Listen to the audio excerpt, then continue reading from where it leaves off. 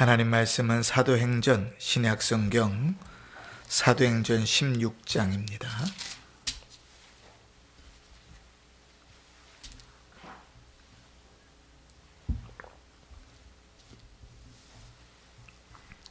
(16절부터) (34절까지) 제가 가진 성경으로는 신약성경 215쪽 전후에 있습니다. 사도행전 16장 16절로 34절까지 우리 찾으셔서 한 절씩 교독하십시다. 34절까지만 읽습니다. 제가 먼저 읽습니다. 16절입니다. 우리가 기도하는 곳에 가다가 점치는 귀신 들린 여종 하나를 만나니 점으로 그 주인들에게 큰 이익을 주는 자라.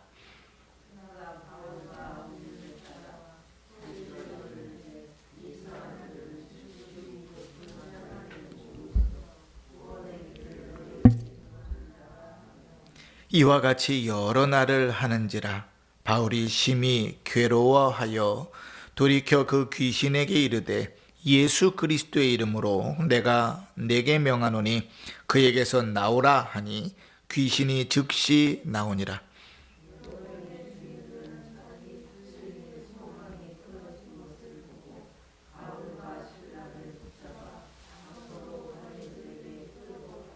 상관들 앞에 데리고 가서 말하되 이 사람들이 유대인인데 우리 성을 심히 요란하게 하여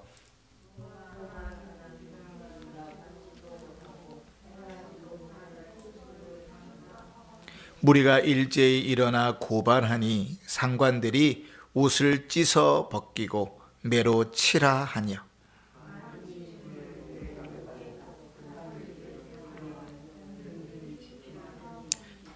그가 이러한 명령을 받아 그들을 깊은 옥에 가두고 그 발을 착고에 든든히 채웠더니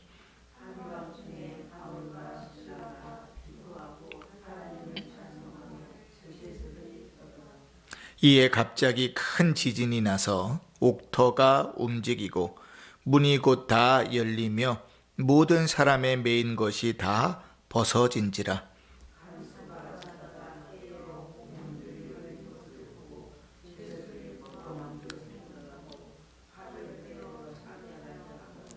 바울이 크게 소리질러 이르되 내 몸을 상하지 말라. 우리가 다 여기 있노라 하니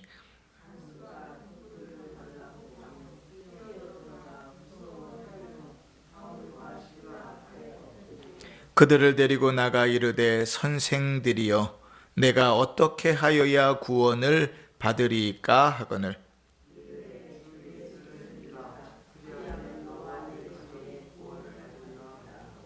주의 말씀을 그 사람과 그 집에 있는 모든 사람에게 전하더라.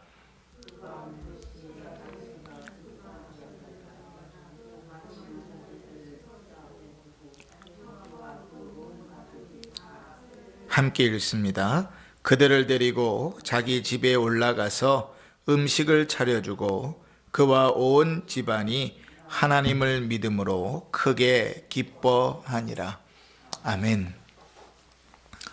오늘은 새벽부터 다시금 예수 그리스도의 복음에 대해서 다시금 생각하게 되는 그런 시간인 것 같습니다. 오늘 신명기 9장을 우리가 함께 읽으면서도 그리스도의 복음으로 사는 것이 어떤 것인지 우리는 은혜로만 산다는 것을 다시금 확인하였는데 오늘 이 빌립보 감옥의 간수의 모습을 통하여 복음이 도대체 무엇인지 어떻게 우리에게 왔는지 어떠한 은혜가 있는지 우리는 그 복음을 얻은 자로 어떤 모습으로 살아야 하는지 그런 모습들을 많이 발견하게 될 것입니다.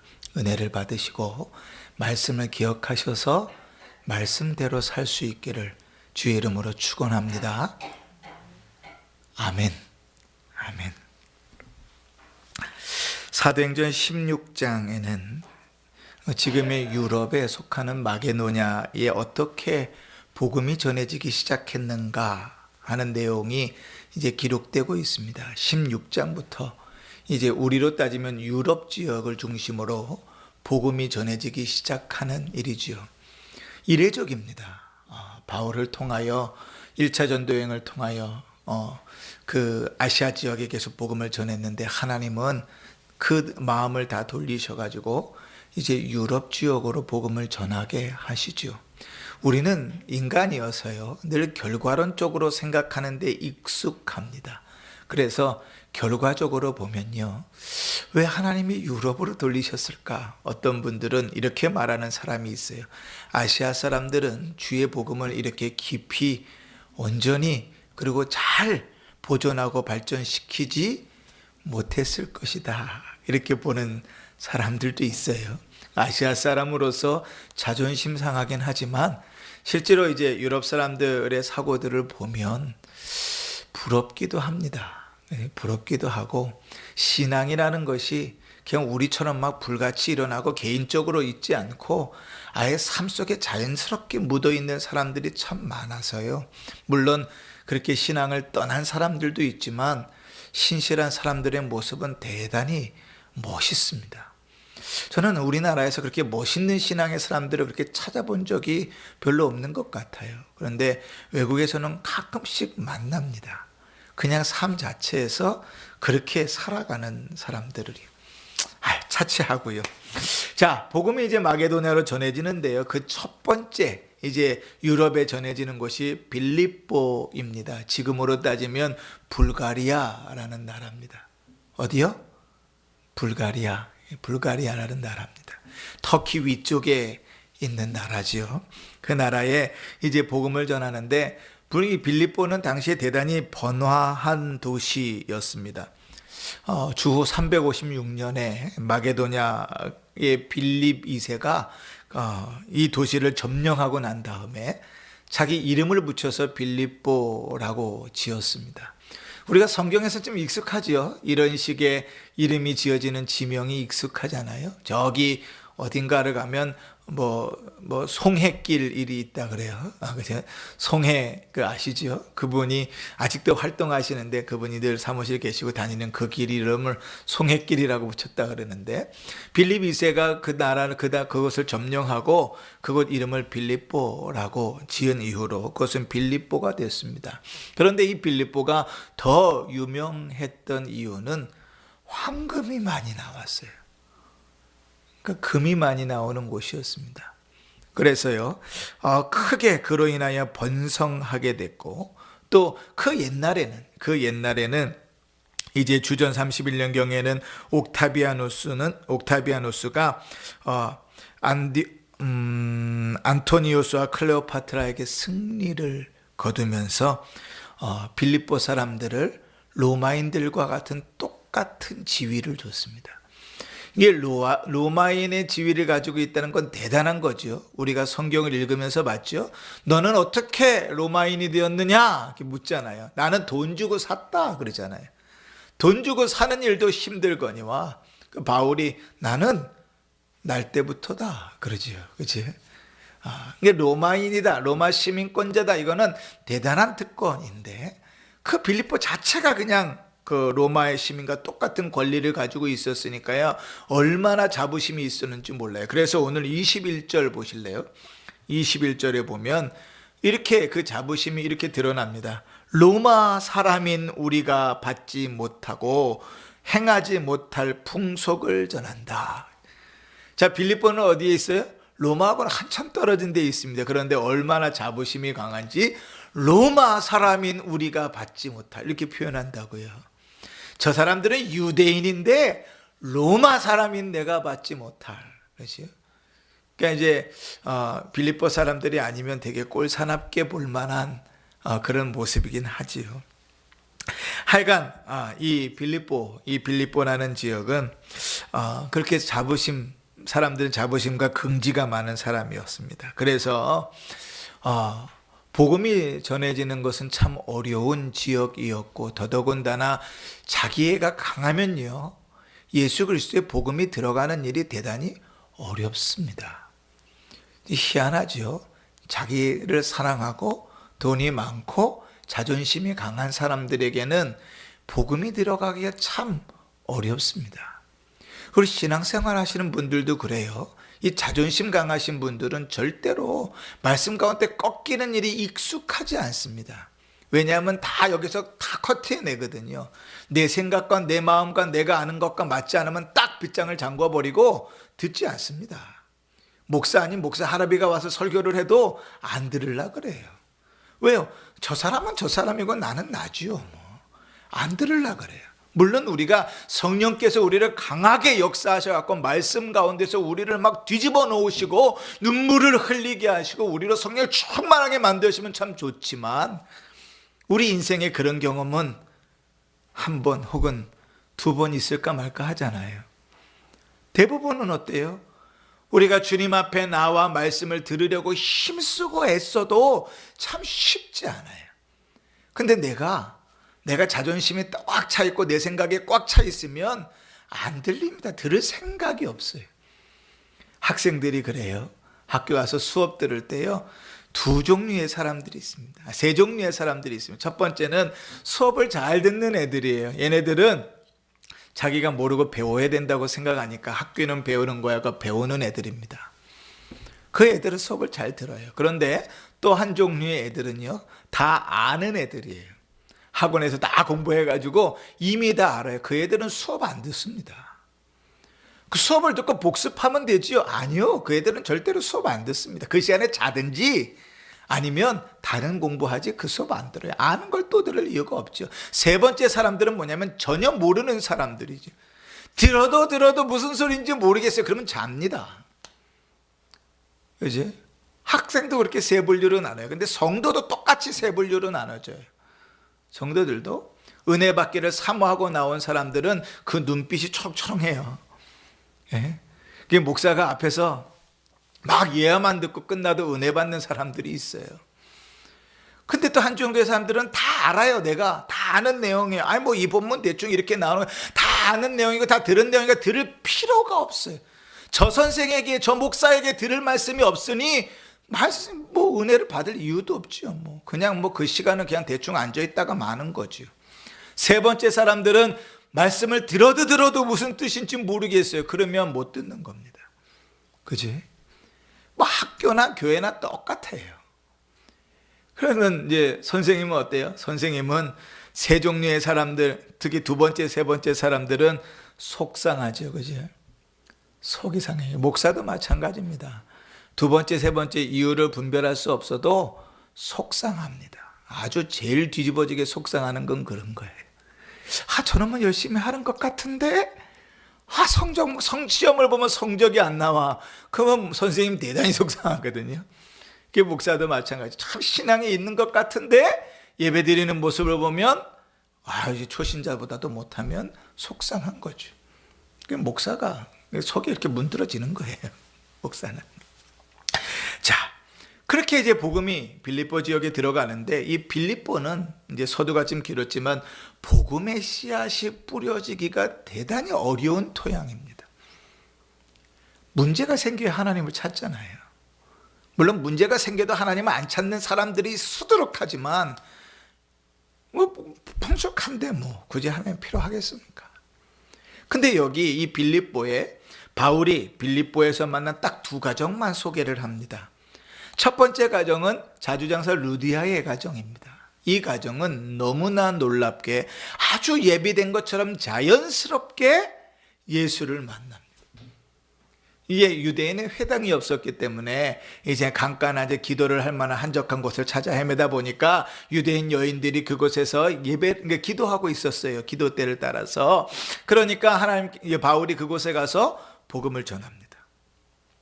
그런데 마치 하나님께서 예비하시고 준비하신 영혼을 딱 만나는 것처럼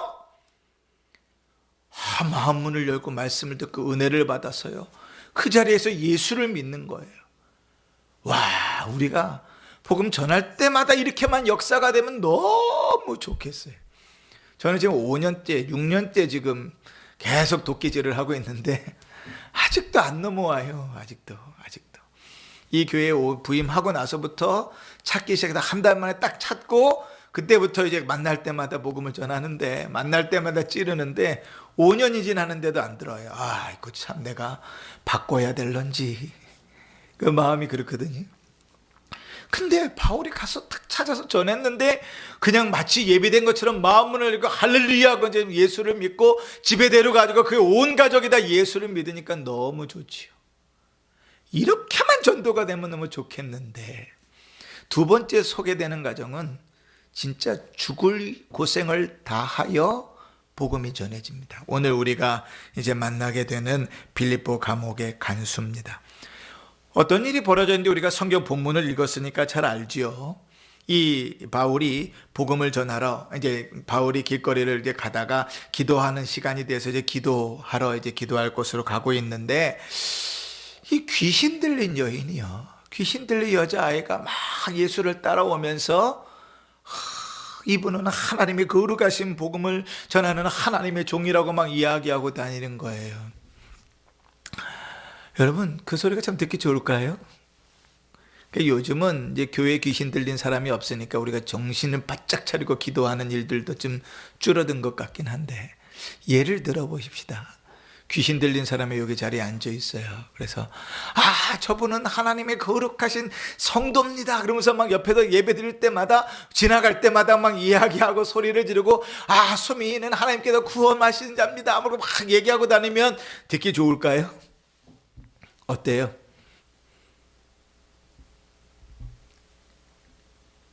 그치요. 뭐 듣고 싶지 않겠지요. 근데 그것도 하루 이틀이죠. 오늘 성경 본문을 보니까 며칠을 여러 날을 그러고 다니니까 바울이 그에게 있는 귀신을 쫓아내 버립니다. 근데 그것이 화근이 됐습니다. 왜냐하면 그 주인들이 그 여종이 귀신 들린 것 때문에 점치는 일로 꽤 수입이 짭짤했거든요. 그런데 돈줄이 딱 끊겨버린 거예요. 여러분 직장 생활 하셨잖아요. 직장 생활 하시는데 누가 모함을 해가지고 직장에서 쫓겨났다고 생각해 보세요. 그러면 우리 권사님들은 속이 좋으시니까 할렐루야 하나님께서 또 예비해 주시겠지 이러고 나오실 줄 모르지만, 이 주인들은 그 자리에서 막 화가 치밀어 가지고요, 그를 데리고 갔다가 지금으로 따지면 경찰서에다 갖다 집어넣어 버린 거지요. 고발해 버렸습니다. 근데 이야기를 듣고 지금 이 로마의 법에는 원래 어떻게 되어져 있냐면 항변할 수 있는 자격, 기회가 주어지게 되어 있습니다. 그래서 여러분 기억나시죠? 우리가 지난주일 며칠 전에 부활주일 지냈습니다. 부활주일 그때 예수님께서 잡혀가셨을 때 빌라도가 몇 번을 묻지요. 그죠? 항변할 수 있는 기회를 계속 준다고요. 왜 그러십니까? 왜 그렇게 살아갑니까? 왜 그렇습니까? 계속 기회를 준다고요. 그런데 오늘 성경을 보세요.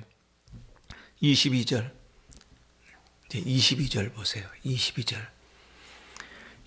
보면, 무리가 일제히 일어나 고발하니 상관들이 옷을 찢어 벗기고 매로 치라 하며. 뭐가 빠졌어요? 그렇죠. 로마의 법에는 고발을 당하면 자기가 자기를 변호할 수 있는, 혹은 변호사를 데려다가 변호할 수 있는 그런 기회를 얻어야 돼요. 우리가 예수님께서 십자가에 못 박힐 때도 있었고 바울의 전도여행 때마다 늘 그런 기회들이 있었는데, 오늘 이 순간은 어때요? 기회조차 없이 감옥에다가 쳐넣어버립니다. 매를 때리고요. 자, 여기에 이 장면에 우리가 좀 몇 가지 좀 살펴볼 필요가 있습니다. 우리는 그냥 두 절을 대충 읽고 넘어가니까 별로 깊이가 안 오는데, 하나하나 제가 꼬집어서 설명을 해볼게요. 첫 번째는요, 바울이 얼마나 고생을 했는가. 22절 다시 보세요. 22절 보시면 상관들이 옷을 찢어 벗기고 매로 치라 하여, 이렇게 말합니다. 이 매로 치라 한다는 말은요, 태장 말하는 겁니다. 태장. 그죠? 바울이 그렇게 고백하잖아요. 내가 40에 하나 감한매를 3번 맞고 막 그렇게 얘기하잖아요. 그죠? 그 매예요. 그런데요, 유대인의 법과 로마의 법이 다른 게 있어요. 유대인의 법은 많이 때려야 39대입니다.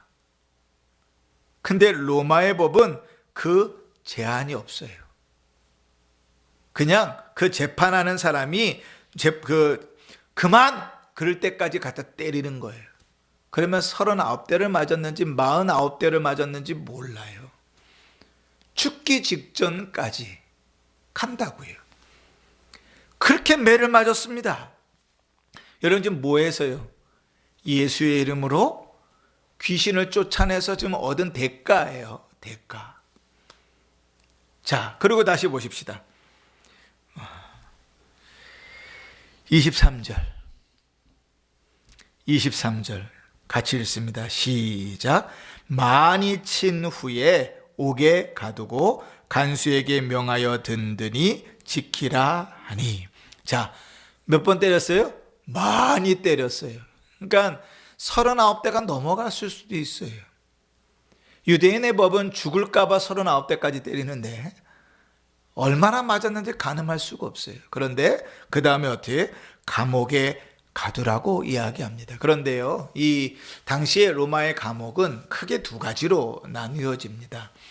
그러니까 감옥이 첫 번째 감옥은 외옥이라고 해서 이제 현관과 이 복도에 있는 현관과 외부에 있는 감옥이에요. 그 감옥들은요, 빛이 들어오고 이런 거죠. 여러분 혹시 구치소 안 가보셨죠? 네.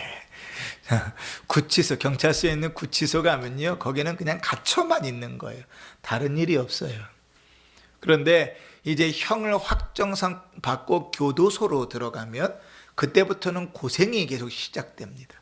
그래서 사람들이 계속 상소를 하는 이유 중에 하나는 확정수가 되면 그 고생을 다 해야 되니까 확정을 안 받고 그 고생을 안 하려고 계속 상소를 하는 거예요. 그 시간들을 때워보려고. 자, 그런데 이 외옥이라는 곳은 햇빛도 들어오고요, 공기도 잘 통하는 곳입니다. 재미가 없지요, 설교가? 자, 그런데 외옥 말고, 외옥이 있으면 뭐도 있겠어요? 내옥도 있겠죠, 그죠? 이 내옥은 뭔가 하면 저 토굴 안쪽에 있는 감옥들이에요. 빛도 들어가지 않고 어두워요. 그러니까 뭘로 비춰야 되냐면 불을 가지고 들어가야 볼 수 있어요. 지금 같으면 전기 다 깔아가지고 전구를 다 달아놨겠지만 당시에는요, 불을 붙여놨다고요, 불을. 그러니까 지진이 나고 막 어두워졌을 때 이 간수가 뭘 들고 가요? 불을 갖고 들어가는 거예요, 불을 갖고. 아니면 볼 수가 없으니까. 공기도 잘 통하지 않습니다. 근데 오늘 뭐를 옥에 가두라고 말하는 이 24절 한번 보세요. 오늘 되게 힘드네요. 24절. 그가 이러한 명령을 받아 그들을 깊은 옥에 가두고, 이 깊은 옥은 내옥입니다. 토굴 아니에요.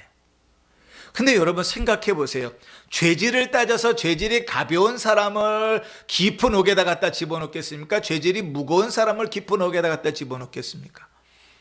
그렇죠. 그런데 지금 바울 뭐 하다 잡혀갔어요? 예수의 이름으로 귀신 쫓아내서 잡혀갔어요. 그런데 가장 극심한 죄수들을 가두는 죄 감옥에 지금 들어가 버린 거예요. 또 하나. 자, 24절. 깊은 옥에 가두고 그 발을 착고에 든든히 채웠더니.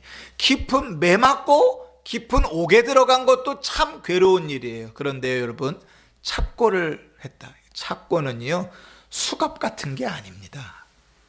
착고는 뭐냐면 나무를 이렇게 벌려가지고 가랭이를 쫙 찢은 다음에 두 개의 구멍에다가 발을 딱 집어넣어가지고 고정시키는 거예요.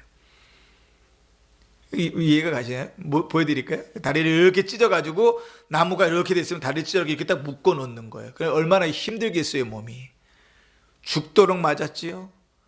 빛도 없고 공기도 없는 곳에 가다 들어갔지요. 그런데 그나마도 착고에 가다 채워가지고 몸도 불편하고 힘든 상황 가운데 놓였어요. 자, 여러분 같으면 어떻게 하겠습니까? 하나님께서 예수를 믿었는데 힘들고 어렵고 일은 풀리지 않고 계속 점점 돈은 없고 괴롭고 사람들이 욕하고 그런 어려움 가운데 빠지면 여러분 같으면 어떻게 하실래요?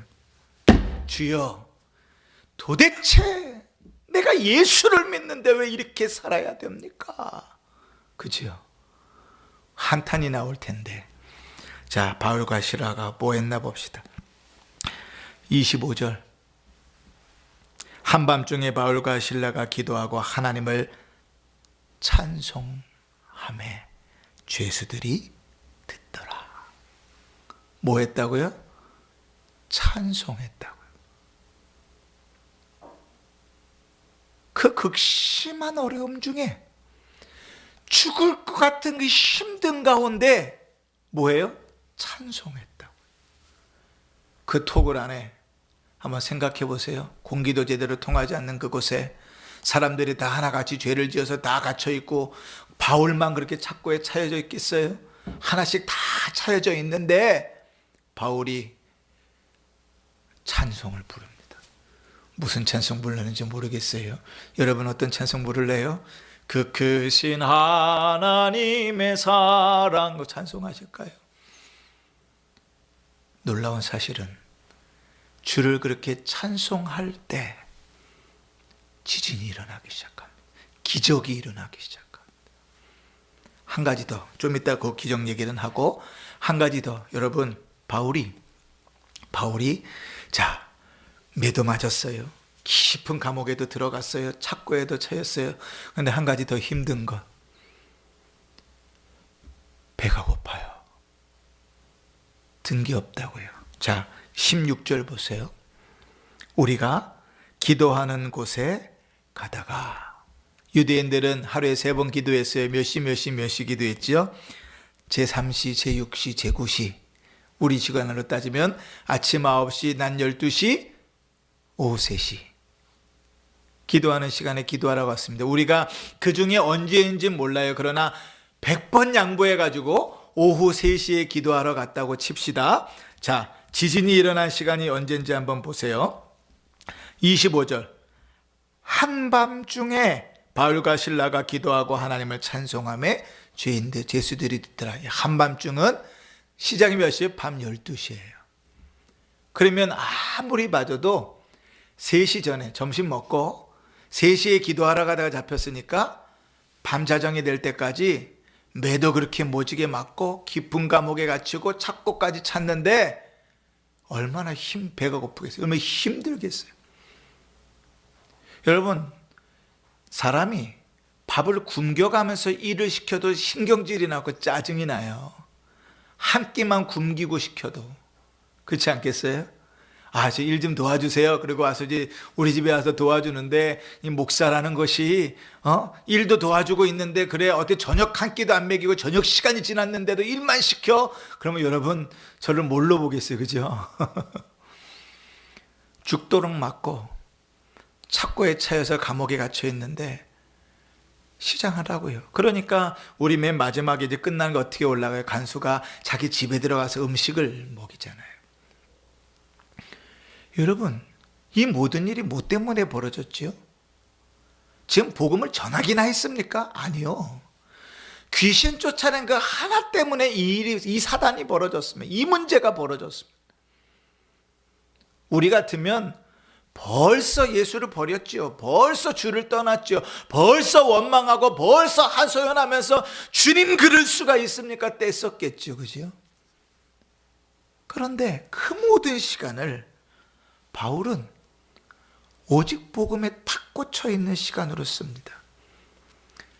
자, 어떠한 이제 기적이 일어나는가? 아까 말한 것처럼 그 상황 가운데서도 주님을 찬송했을 때 사람들이 듣습니다. 2가지 기적이 일어나는데, 첫 번째 기적은 무엇이냐면 지진이 일어나면서 사람들을 채우고 있던 착고가 다 풀려버렸다는 거예요.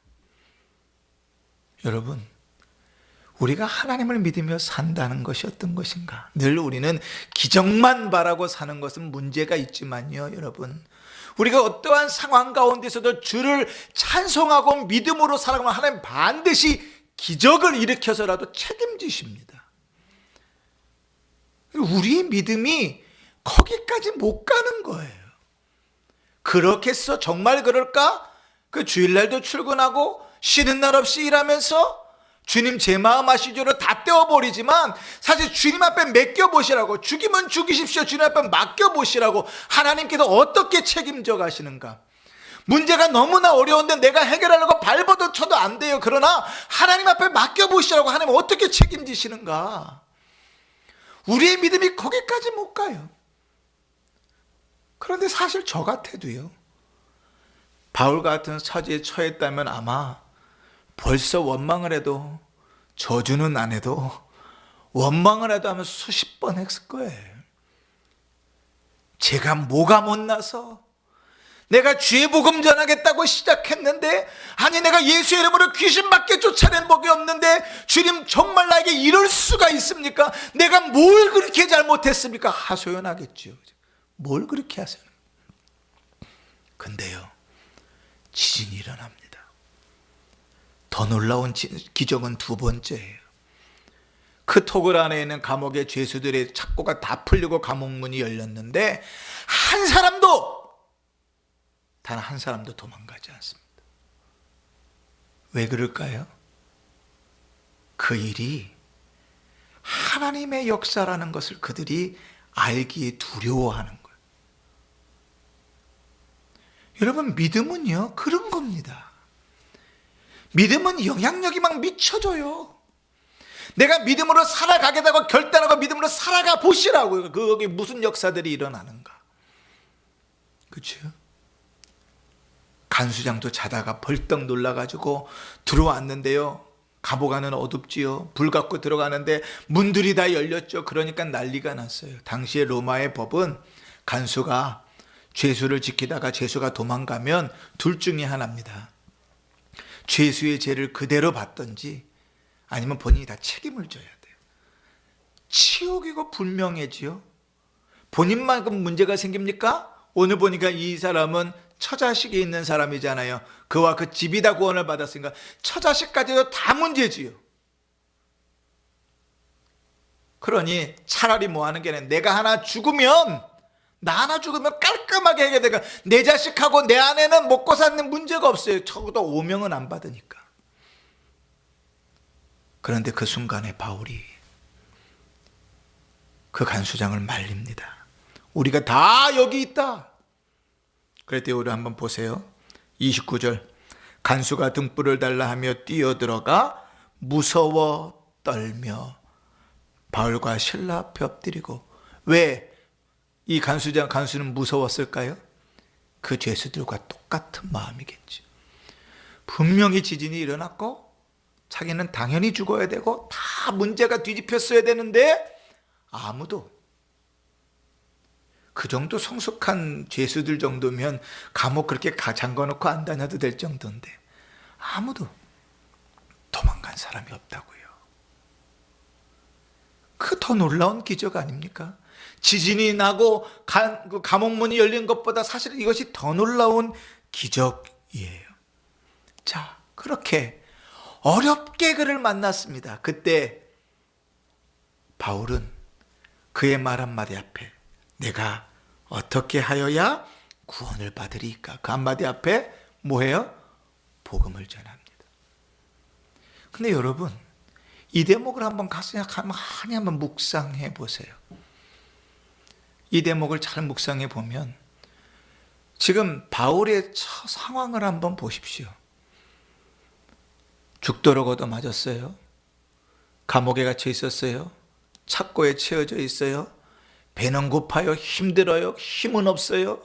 그러나 있는 힘껏 다하여 주를 찬송했는데 이제 간수가 와서 복음을 듣습니다. 그러면 이제 먹을 것 좀 먼저 먹고 그 다음에 내일 아침에 좀 세례하고 좀 복음 좀 전하면 안 되겠습니까? 해도 되잖아요. 근데 바울이 지체하는 흔적이 있습니까? 아니요. 죽을 만큼 힘들고 어려운데 주의 복음을 전하고 세례를 주는 일을 먹는 일보다 뒤로 미루지 않았어요. 우리는 늘 바뀌죠, 그죠? 우리는 순서가 많이 자주 바뀝니다. 주님, 내가 힘든데 무슨 놈의 예배입니까? 내가 아픈데 무슨 놈의 예배입니까? 우리는 자꾸 다 뒤로 가잖아요, 그 뒤로.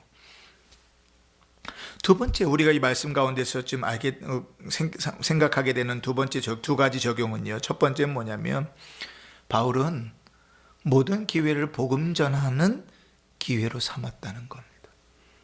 아까 서두에도 말씀드렸지만 루디아처럼 전할 때마다 예수 믿으면 얼마나 좋겠어요. 그런데 몇 년을 기도해도 예수 믿는 일이 어려운 사람도 있어요. 더더군다나 그 예수 믿는 복음을 전하기 위해서 숱한 모욕과 고통을 당해야 될 수도 있어요. 근데 그 모든 상황을 바울은 뭘로 바꾸죠? 복음을 전하는 기회로 바꿉니다. 근데 여러분, 이 일이 쉬워요? 안 쉬워요. 절대로 안 쉬워요.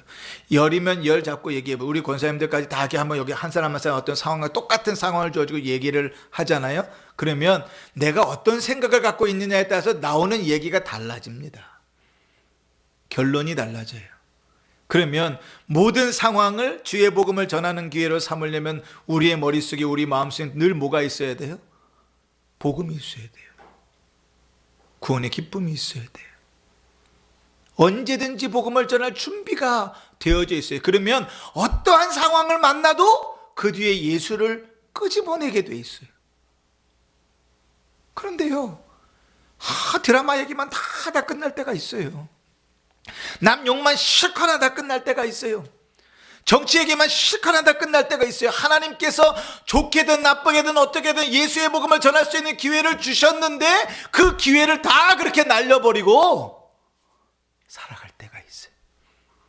근데 바울은 그 어떤 상황 가운데서도 그의 초점은 단 하나, 뭐예요?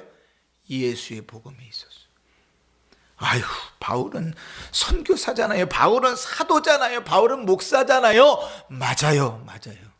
그럼 목사만 복음 전하는 건가요? 목사만 그렇게 사는 건가요? 우리 마태복음 28장에 그러므로 너희는 가서 모든 족속에게 제자를 삼아. 누구에게? 목사만 제자를 삼아요? 아니요. 그냥 우리의 삶이 그런 거예요. 삶이. 그러니 여러분, 우리 마음속에 바울이 이야기한 대로 어떠한 상황 가운데서도 우리에게 묻는 자에게 복음을 전할 준비가 항상 되어 있으셔야 됩니다. 항상. 콕 찔러도 어떤 상황 가운데 어떤 만남 가운데서도 언제 복음을 전할까 준비하고 사셔야 돼요. 그러면 한 걸음 더 나아가서 아무나 그게 됩니까? 아니요. 내가 구원의 은혜 그 복음의 감격 가운데 있지 못하면, 성령 충만한 가운데 있지 못하면 절대로 안 돼요. 절대로. 이상하죠? 우리 속에서부터 나오는 것이거든요. 내가 주의 복음에 무장되어져 있고 내가 그 복음의 감격 가운데 살고 내가 그 복음의 은혜 가운데 감사하고 살면 늘 우리의 초점이 하나님의 복음에 있어요. 직장생활 하면서도 어떻게 복음을 전할까? 하나님이 왜 이 사람을 만나게 하셨을까? 왜 이 일들을 경험하게 하셨을까? 우리의 모든 초점이 거기가 있어요. 그런데요, 복음을 벗어나 보면 늘 오늘 얼마나 어떻게 즐겁게 놀까? 오늘은 무엇을 얻을까? 오늘은 어떻게 할까? 거기에만 다 가 있어요. 세상의 것에만. 그렇지? 누구를 만나든지 우리 안에는 예수의 복음을 전할 수 있는 입술이 되기를 주의 이름으로 축원합니다. 두 번째로, 우리가 말씀 가운데서 아까도 참고했지만 여러분, 우리의 어려운 여러 가지 상황과 여건을요, 주의 복음 전하는 일들을 뒤로 밀어버리지 마십시오. 아프거나 힘들거나 배고픈 어떤 상황도 주의 복음을 전하고 주의 믿음으로 살아가는 일들에 차선하지 않습니다. 어쩔 수 없잖아요. 그거는 목사가 성도들을 이해하고 또 그럴 수 있지요 할 때 얘기하는 거예요. 여러분, 목사는요 아주 고약한 이중적 잣대를 가지고 있습니다. 하나는 무엇인가 하면 무조건 다 인정하는 거예요. 아유, 그러실 수 있지요. 예배 시간에 졸 수 있지요. 늦으실 수 있지요. 예배 요즘 같은 때 못 나오실 수 있지요. 근데 그 말씀을 고지고대로 다 그대로 믿어가지고 그것이 다인 것처럼 신앙생활하면 아주 곤란해져요. 목사는요, 어떻게 해서든지 그가 스스로 믿음으로 서기를 원합니다. 그게 신앙이거든요. 목사가 코 딱 떼가지고 억지로 끌고 가봐야 소용없어요. 언젠간 다 떨어져 나가거든요. 다 떨어져 나가요. 내가 하나님 앞에 구원의 확신을 가지고 믿음으로 서서 주의 은혜를 고백하고 주를 찬송하면서 살지 않으면 절대로 다 떨어져 나갑니다. 그러니 저는 이해합니다. 직장에서요. 코로나 걸리면 안 된다 그러니까, 제가 하는 일들이 사람들을 만나는 일이니까, 코로나 이 시간 지날 때까지 예배 못 드리겠습니다. 다 이해합니다. 그러실 수 있죠. 그런데 여러분, 그 밑으로 숨으면 안 됩니다. 목사의 두 번째 잣대가 뭔지 아세요? 그럼에도 불구하고 우린 믿음으로 살아야 됩니다. 하나님을 예배하며 살아야 됩니다. 예배를 힘써야 됩니다. 믿음으로 살아가기를 힘써야 됩니다. 우리가 교회가 예배의 시간들을 약속했으면 그 예배의 시간은 성령 충만해서 전심으로 나와서 예배 드려야죠. 그렇게 예배를 못 드리면 차 안에서 이어폰 끼고 유튜브로 보면서라도 예배를 그렇게 간절히 사모하면서 드려야죠. 그게 정상이죠. 그게 정상. 그런데 어제도 드리는 예배, 오늘도 드리고 내일도 예배 드릴 건데, 오늘은 힘드니까, 오늘은 약속이 있으니까, 오늘은 바쁘니까 하루 뒤로 놀고 뒤로 드리고 하나씩 다 뒤로 넘기다 보면 주님께서 우리에게, 너는 좀 나중에 지옥 갔다 와라, 너는 아직 아닌 것 같다, 미루면 어떻게 해요? 우리도 곤란하잖아요. 우리가 주를 대하시지 주께서 우리를 대하시면. 그렇죠? 사랑하는 성도 여러분, 주의 복음을 전하고 믿음으로 살아가는 일들을 절대로 두 번째로 만들지 마십시오. 우리 모든 삶의 그것은 우선이어야 합니다. 인생 중에 우리가 평생 인생을 살아가면서 주께서 우리에게 훈련시키시는 것은 그것입니다. 어떻게 알아요? 주께서 이스라엘 백성들을 향해 40년 동안 훈련시켜 딱 하나라 그랬어요. 너희가 떡으로 사는 것이 아니라 하나님의 입으로부터 나오는 모든 말씀으로 사는 줄을 알려 하심이라. 그거 하나 하나님께서 가르치시려고 이스라엘 백성 40년 동안 광야 생활 시키셨다고요. 우리가 이스라엘의 광야 생활 40년을 우리의 인생에 비유합니다. 그러면 우리의 80년, 100년, 200년의 인생 가운데 주님께서 우리에게 진정 원하는 건 뭐예요? 우리가 믿음으로 살아가는 거예요. 우리의 모든 것의 앞에 하나님을 두고 살아가는 거예요. 내가 건강이 어려워도, 여건이 어려워도, 돈이 없어도, 힘들고 어려워도 늘 하나님의 앞에 있는 삶을 사는 거예요. 그게 주님께서 우리에게 원하시는 거예요.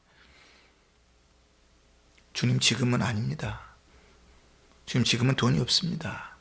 주님 지금은 몸이 좀 아픕니다.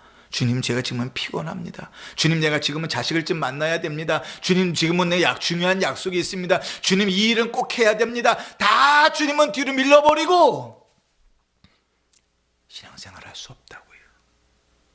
그러나 여러분, 바울이 그 간수를 만나서 그에게 복음을 전했을 때 어떤 역사가 일어납니까? 그의 집이 다 예수를 믿습니다. 그의 온 집이 다 예수를 믿습니다. 그리고 바울은 빌립보를 떠납니다.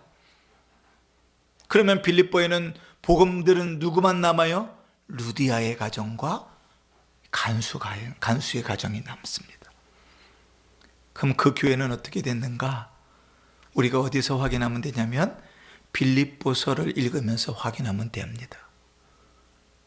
그 교회가 어떻게 섰는지, 거기에 어떠한 성도들이 생겼는지, 그 교회가 어떻게 하나님 앞에 칭찬받고 있는지. 사랑하는 성도 여러분, 복음이 전해질 때 저는 우리 성도님들이 기도하는 분들마다 정말 루디아처럼 하나님 예비하신 것처럼 마음문을 활짝 열고 예수 믿기를 참 바랍니다.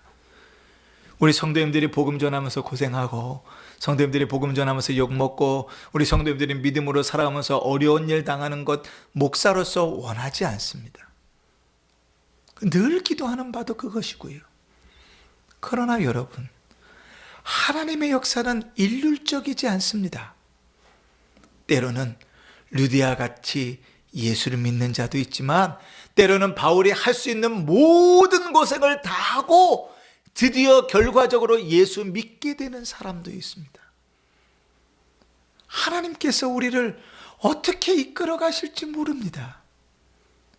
한번 뒤집어 볼까요? 우리는 어떻게 예수를 믿게 됐습니까? 믿음의 가정에서 태어나서 부모로부터 자연스럽게 말씀을 들으면서 교회에 다니면서 예수를 믿게 됐습니까?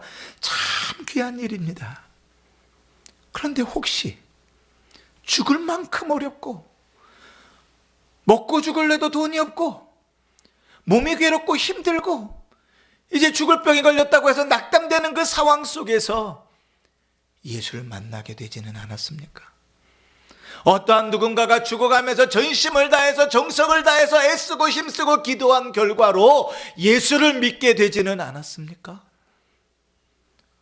우리가 예수를 믿을 때도 주님은 그렇게 일하셨고, 우리를 통하여 예수의 복음이 전해질 때도 주님은 그렇게 일하실 것입니다. 그러니 여러분, 우리의 마음을 어떠한 상황에 따라서 놓고 잡지 마시고 오늘 말씀을 따라 늘 하나님을 우선으로, 복음을 우선으로 사는 성도들 되시기를 주의 이름으로 축원합니다.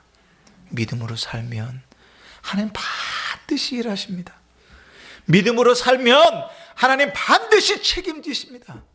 믿음으로 살면 하나님께서 반드시 역사하십니다. 때로는 죽을 만큼 매를 맞고 고생하고 힘들 수도 있어요. 그러나 하나님 역사하십니다. 할렐루야. 때로는 마치 순풍에 돋단 것처럼 잘 갈 수도 있습니다. 그곳에도 하나님의 역사는 있습니다. 우리 성도님들이 이 빌립보 감옥의 간수와 같은 상황이어서, 혹은 이 빌립보 감옥의 간수와 같은 복음을 듣는 자이어서, 혹은 그렇게 복음을 전할 자가 되어서 주께서 우리에게 말씀하신 줄을 믿고 그 말씀 붙들고 우리에게 주어진 믿음의 경주들, 복음 전하는 일들을 잘 감당할 수 있기를 주의 이름으로 축원합니다. 아멘.